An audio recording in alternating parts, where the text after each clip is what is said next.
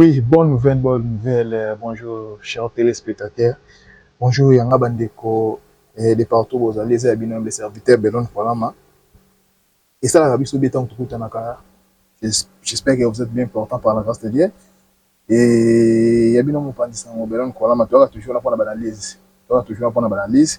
Et tout ça, la recherche, tu le un peu partout, dans Google, dans Twitter, dans X, dans Luki, recherche, des trucs, ça, Nabino. Nabino, chaque fois, pour s'abonner massivement à la chaîne Nabino. Et au ça, bien tout le monde qui est un nombre de vues, tout le temps, vous avez et abonner, vous matin, et ça, la cabi. Vous partagez, vous likez émission, Oyo, et ça, la bien. Comme je l'ai dit, bonne nouvelle, Yanini, Métine aussi, a été sélectionné, présélectionné pour aller dans le stage où il est pour la préparation à Maroc. C'est une bonne nouvelle, pourquoi? Parce que Azan, jeune joueur, tellement talentueux ces jeunes joueurs-là. Donc ici, dans tout bon, quand même, dans Twitter, c'est confirmé, Métine aussi nous rejoint les Léopards pour le stage d'avant Cannes au Maroc. Une très bonne nouvelle. Après avoir été un absent remarquable lors de la dernière fenêtre FIFA, le talentueux milieu de terrain Métine aussi, il a juste 22 ans. FC Bâle c'est en Suisse. FC Bâle est confirmé pour le prochain stage de Léopard en prévision de la Coupe d'Afrique des Nations Cannes. Inspection validée, ouais. L'équipe de Sébastien Desabre, visiblement inspecter la forme actuelle du joueur. Oui, ça fait du bien. Quand nous voyons que manager c'est la biso ba recherche, si toi de soit viarte. Alors la biso ba jeune ou ba 18, 20, 22 parce que ba on est tout, ba sali noyer ou reformer équipe nationale y a venir. Leur fait vert et donné, dans sa régularité et sa solidarité dans le choc contre Young Boys 0-0. Donc, dans ce match-là, notre Sébastien Destabre était là. Atala qui a bêti contre Young Boys, Basali 0-0, a bêti 90 minutes complets. Et c'est bizarre que vraiment Sébastien Destabre, parce qu'à Mouni, parcours naé, alors ça va quand bien. Donc, et ça va partir, il y a une prestation. Donc, il s'agit que sans doute à peser lourd dans la balance, où il y a joueur Oyo Sébastien Azoloka. Donc, ce stage est vraiment l'occasion rêvée pour Métine Silo de s'intégrer totalement au groupe, d'assimiler le schéma tactique et de prouver qu'il a sa place dans la liste finale pour la CAN. Pourquoi pas tout le monde appelle la jeune le roi Métine Silo dans la CAN? Oui, il y a d'autres personnes qui disent que Sébastien Akati Babolassé, Akata Babakebano, Bazobetanan, oui, peut-être que la philosophie n'a été. D'autres disent que Akati Bisbolassé, mais Bolassé Betana Brésil. Métine aussi le peut azober en Brésil. Il faut te bélo mon chaque entraîneur dans la philosophie naïe et la tactique naïe. Pendant mon an avec les coachs André Bengue. On a système à dire casser, batu baloba ndenge nyoso banoza chancel dans notre chancel na milieu. Abete le 6 casser. Mais tango entraîneur msusu aye, asali azongsi chancel na place naïe. Cela veut dire quoi? Entraîneur nyonso aza na tactique naïe, aza pe na philosophie naïe, surtout que Sébastien aza pour ça créer son noyau moko et vous allez solide pour na bajou et koya. Donc c'est vraiment une bonne nouvelle pour la biso Métine Silo, donc jeune pépite. Et le sommet bajin ou bazoya bon bajin bazoya équipe nationale, ils ont ça là bien parce que tout le monde a qu'à venir de la série. Maroc dernier, on beta compétition à I20. Akim sika pour l'année parce que noyau zali les locaux quand monter Maroc après ba départ ba Hakimi Zief, et qui relève à Maroc et ça tiré. C'est simple, parce que bon, c'est déjà noyau, il y a gêne. Biso peso qui Sébastien, en tout cas, et vous allez, occasion moko, il y a bien. Tu changer payer les sous-page, tu qui n'a pas de sous après avoir, si personne sous la Twitter, c'est Sébastien de Sabre quand même, tout Maroc. Après avoir supervisé plusieurs joueurs en Belgique, le sélectionneur de l'équipe nationale de la RDC, Sébastien de Sabre, s'est rendu en Angleterre, accompagné de l'ex-capitaine de la RDC, Gabriel Zakwan, juste après le trêve international de ce mois de novembre, pour superviser les talents binationaux congolais résidant en Angleterre. Voici quelques joueurs où Sébastien de Sabre pour superviser. Nous avons Dylan Bakwa, beta na Nottingham Forest, nous avons Arnold Kalumwendo, il peut beta na Nottingham Forest, nous avons Stéphane Alvaro Mavididi, Azaya Leicester, nous avons Anthony Milambo à Brentford, sans oublier Joel Ndala Hull City, ainsi que na Kalulu, on a frère Bagédéon Kalulu. Nous avons des ça pour nous qu'on nous sommes ça mon gito. Azo pour mater, azo luka, azo la recherche. Peut-être mi bazo finger, bazo baki, ani ko ba le côté. Bon, oui. Nous avons peut-être le Lupopo, azo représenter fièrement valablement RDC. Notre championnat est où tu vas démarrer à la minute. Mais laissons d'abord le temps à Sébastien Saourdo Sala. Le but est que tout le monde a talent en casté na championnat national na biso. Nous avons des talents. Mais vu que championnat biso est championnat régulier, et championnat mo kataka nango, et ba réalité aux championnat biso. Boti que Sébastien de Sala a créé noyau. Ceux qui déjà créé noyau ba jouer à Libanda ba 20, ba 22 ans, aza capable ya ko cibler quelques joueurs na ba championnat na biso, pe na ba équipe na biso pour former sous noyau sous de manière qui a pour ba 2, 4 ans, 6 ans. Les autres chef ba mbemba ba kambo, ba so ba kan mingi, ba ticket peut-être ba 2 kan, plus moins 2 kan, 3 peut-être mais 1 2 kan ba ticket nango. Et on Sébastien de Sala tant que manager amoni musika atala wana. Hier azoki na Angleterre na zakwa ni ancien capitaine équipe nationale. Mais il y a une nouvelle à bien sur nini Noah Sadik. Noah Sadik qu'est-ce qu'il a fait? Autre puis bon quand on était dans 20 hours, Noah Sadik lance un appel fort à Dylan Bakwa, à Kalumwendo, à Mavididi et à Kalulu, hein, pour ne citer que cela. Donc, si les joueurs d'origine congolais commencent à conscientiser sur grandeur de la chose, qu'on peut réaliser avec ces nations-là de grandes choses, oui, on peut être parmi les tournois de l'Afrique. Annonce le cadet national Noah Sadik. Donc, Noah Sadik, Batika charge dans Sébastien T.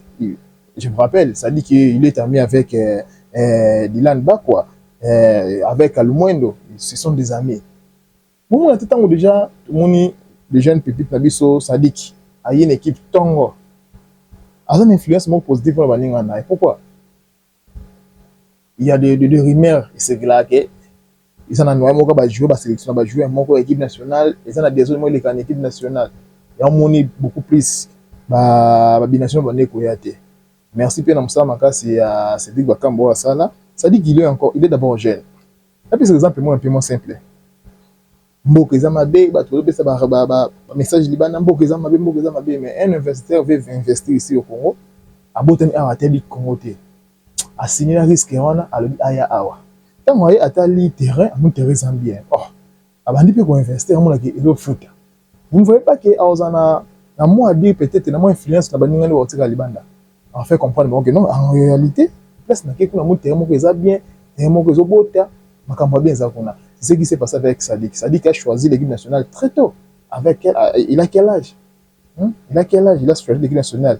Et tant qu'il a s'imposer et que philosophiquement ils ont coach Moura Maïli, ils ont kende. Il a l'influence envers ses amis. Voilà pourquoi Solona Baninga nae. Solona Baninga on a rappelé Dylan Bakwa. Azo convoqué Baninga nae donc. Sébastien de Saba aussi na Moussa nae. Les parents aussi font leur travail. La fait comment faire leur travail, mais jouer entre les amis. Moi na maille. Là ça sont ok. La réalité ça boye. On a tout tout là boye. Donc tout kende tout ça Sébastien chance et cause à la bien. Je suis tellement fier de Noah Sadik, vraiment fier, hein? Vraiment fier de ce jeune-là, du travail qu'il est en train de faire. Donc, au Benga Baninga Newana, en tout cas, c'est vraiment une très bonne chose. Comme on a qui, tant déjà de ça, en tout cas, ça s'annonce bien. Ça s'annonce bien, je vous dis, ça s'annonce bien. Et parmi ces joueurs-là, où ils ont influencé pour baser sur une équipe nationale, Kalumwendo, Joseph Kalulu, Dylan. Et non, Dylan Bakwa. C'est qui Dylan Bakwa? Soufflé qui est tout le temps dans ma statistique, dans la biographie, tu vois quand même Dylan Bakwa. C'est qui Dylan Bakwa? Dylan Bakwa. Ok. L'ailier Dylan Bakwa a récemment signé à Nottingham Forest, Premier League, le 1er septembre 2025, pour un montant de 35 millions. Je pense que l'information est bien notée. Ce jeune-là, il a signé avec un montant de 35 millions d'euros. Il est actuellement blessé inconnu. Mais son retour sera donc ce retour au jeu est supposé autour de 9 ou de 15 novembre 2025. Voilà. Ils ont des joueurs aujourd'hui tout mon équipe on a senti que à venir ils ont quand même assuré. Tout à moi statistique non complet Dylan Bakwa date de naissance le 26 août 2002, donc il a 23 ans d'âge, 23 ans. Il est de naissance chrétienne en France, nationalité française. Il est aussi congolais, donc nationalité française, possède aussi la nationalité congolaise plutôt. Taille, et poids 1m80, il pèse 75 kg, poste attaquant, ailier droite. Il peut jouer aussi comme milieu droite ou ailier gauche. Donc il est vraiment polyvalent. Pied préféré gauche. Certaines sources indiquent que le pied droit comme préféré ou le droit comme le meilleur. Donc, Azaba Jarba Ousmane Dembélé, Ballon d'Or. Jarba Betara, double pied. Donc, club actuel, Azana, Nottingham Forest. Tout qui t'a mouqué, totalier. Il était en 2017-2023 à Girondin Bordeaux. Il a joué avec des formations de I14. Bon, on est en haut. Déjà Makambakala a signé son premier contrat en mai 2019. Il a débuté en Ligue 1 le 27 septembre 2020. Il joue une saison complète en Ligue 2. Ça, c'est une bonne nouvelle. C'est une bonne nouvelle. 2023-2025, RC Strasbourg. Il s'engage pour 4 ans en août 2023. Il devient un joueur clé. Il est joueur de la saison 2023-2024. Waouh, c'est bon. Depuis septembre 2025, Nottingham Forest transféré en Angleterre pour un contrat de 5 ans. Carrière internationale, jeune français, congolaise.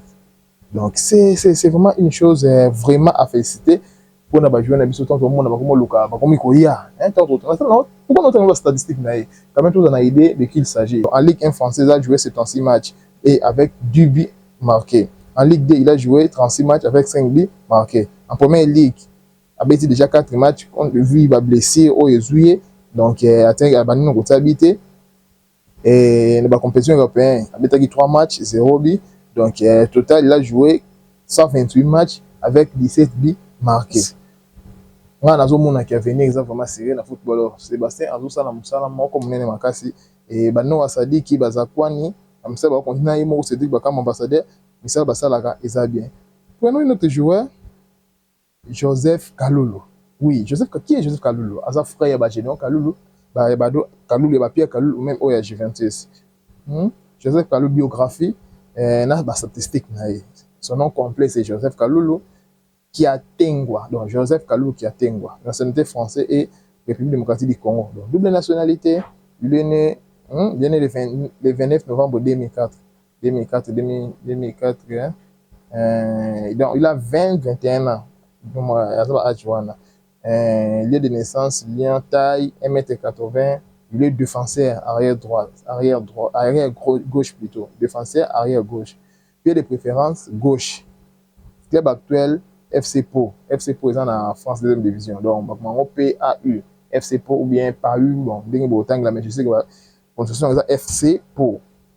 Numéro de maillot 3, début pro 2025. Fin contrat 2027. Donc, il est sous contrat dans l'équipe Wana. Voilà.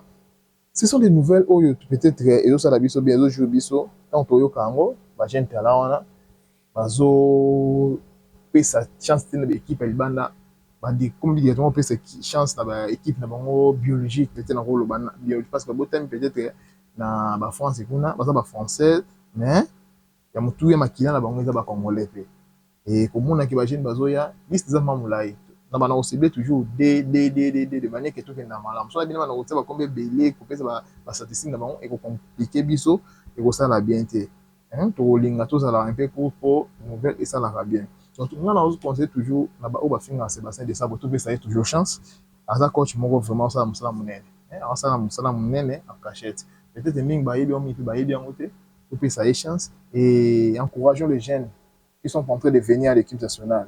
Hein? Totika makambo wana ke obotim bakanga ki bayiba ki batala ki makole kanga mino. To pe sa chance à la jeune parce que bino boko ki ba bazana boko kinde. Il y aura une autre génération qui doivent donc ils ont vraiment obligatoire, ils ont vraiment obligation et qui doivent venir. Donc ils ont côté ya ko ba ki bino botika la wana éternellement non. Vous en attendez bino ozo beta, vous sali bata o bosali. Il y aura une autre que nous peut et vous en nous ekozala na génération mosusu ekosenga eya po esala bien. Donc c'était un peu ça une nouvelle du jour où ezalaki mpona oyebisa bino Metino Silo il est bien confirmé en équipe nationale akozala wana na stage mpona CAN ya Maroc. Pourquoi pe aza pe sélectionné wana ekodépendre sikoyo na entraîneur mais na nzela bakali mwendo ba Joseph Kalulu bajoueur baza mo ebele bazali koya. Toujours continuer toujours na 5 s'abonner massivement à la chaîne Amino Kobeka TV. To banda ça toujours ba recherche to ke to moni nouvelle actualité. Ça te que to pour sa nouvelle oh patati patata non. pesa nouvelle où eza vrai pourvu que et bato bandeko arrive à comprendre bayeba ke non équipe nationale ezokende boye lelo émission de gagner bete lisolo métier no selo omona ke lelo nouvelle ebesami ke aza sélectionné pour na stage ya présélectionné pour la stage ya CAN. C'est vraiment une très bonne nouvelle pour la biso. Et c'est là qu'il y a bien un BCFT ben Kolama na profiter pe na pesa nouvelle moko ke na tout ça na chance na biso ya reportage, la chance BK tout ça la reportage belé. Bino to Hollande biso bozana ba fête de mariage, bozana ba anniversaire, bozana ba collation, bozana ba day, bozana ba conférence, bozana ba clip, bozana ba spot publicitaire, bozana ba documentaire, ba conférence, boya bozana des cités, tout ça la vidéo mon professionnel, tout ça ba photo moko professionnel. Numéro na biso toujours affiché na cela plus 243 81 198 0914 plus 243 81 198 0914 yanga ndeko yanga bino ndeko Belon Kolama nzambe abatela biso tokutane mikolo ezali koya bye.